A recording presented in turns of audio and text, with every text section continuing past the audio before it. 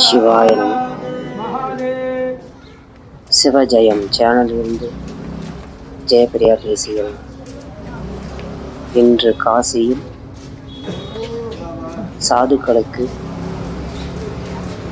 அன்னதானம் தட்சணையோடு வழங்கப்பட்டு கொண்டிருக்கிறது.